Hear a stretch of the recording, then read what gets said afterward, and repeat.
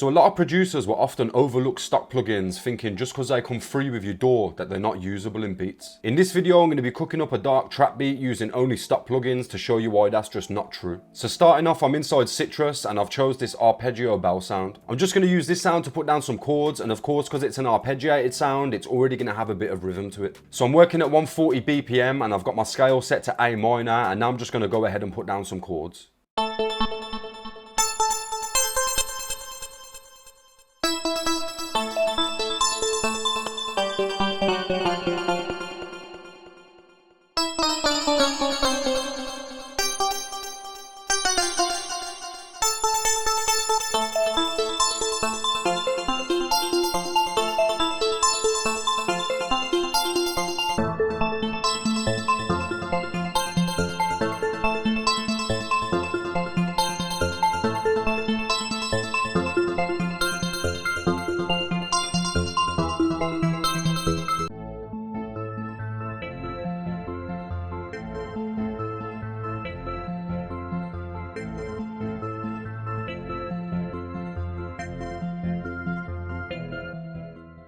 Next I want to introduce some low end with a piano, and I know that Flex has got some nice piano sounds, so I'm going to choose one from here.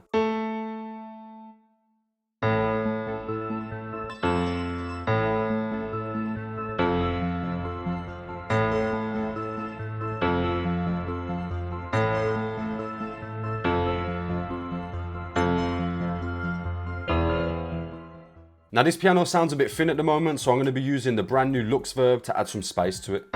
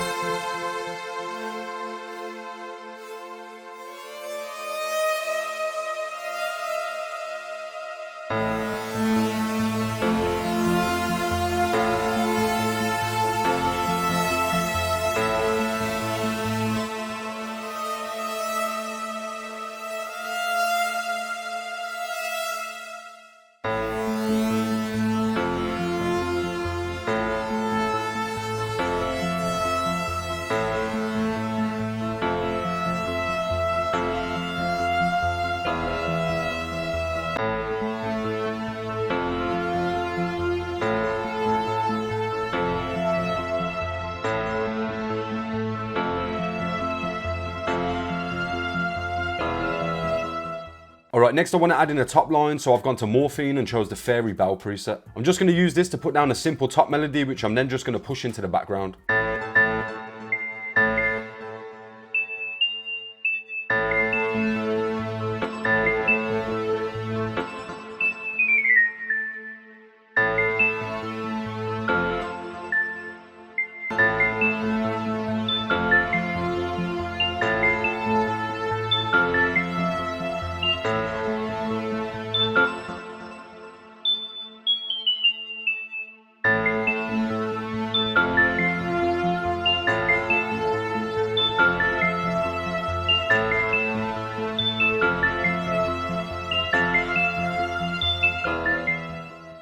Right, there's a lot of high end in this sound, so I'm just going to use the Channel Racks EQ to take a bit of it out.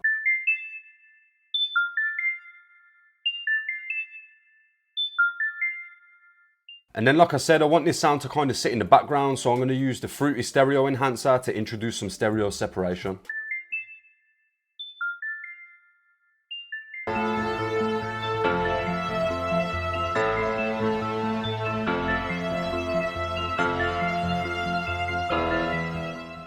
Then just to wash this sound out a little bit, I'm going to be using the Lux Verb.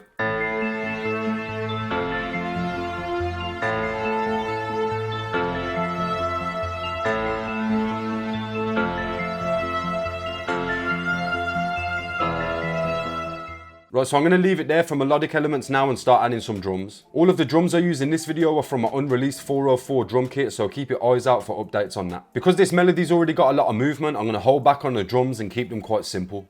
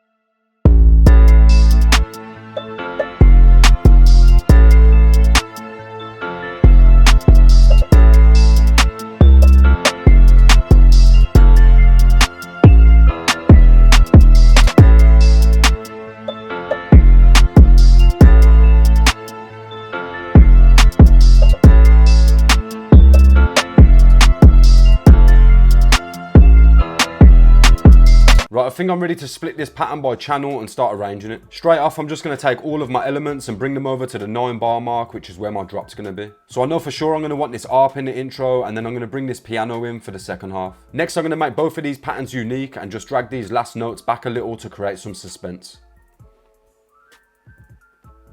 Next, I'm going to take all of these elements and drag them over, so I then have a 16 bar hook. Halfway through the hook, I like to come in and just take the kick out for a little bit, and also the percussion, the snare, and the open hi-hat. Now going back to the melody, I think I'm going to take this lead out of the first half of the hook so it only comes in on the second half. Then for my verse, I want it to be quite simple, so I'm just going to use the arpeggio, I'll have the piano, and then I'll introduce the counter melody on the second half. Then for drums, I personally like to leave the kick out on my verses because I think that the 808 is going to carry enough punch by itself. My hi-hat and snare are going to be playing all the way through, so I'm just going to copy those across, and then I'm only going to have the percussion and the open hi-hat coming on the second half. What I've also done is gone ahead and made a simplified version of my chords by just taking out some of the top notes. This will make the verse sound slightly different to the hook and stop the beat feeling so repetitive. Then I'm also going to make my 808 unique so I can do the same thing and just simplify it a bit.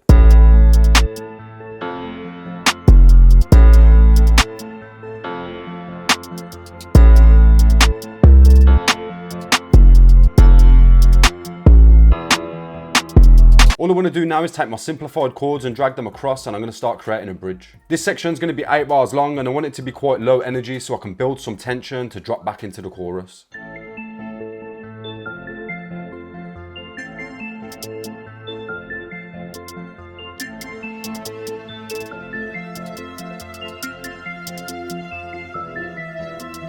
Right, so now I've got this beat structured out, I just need to go ahead and level and mix everything.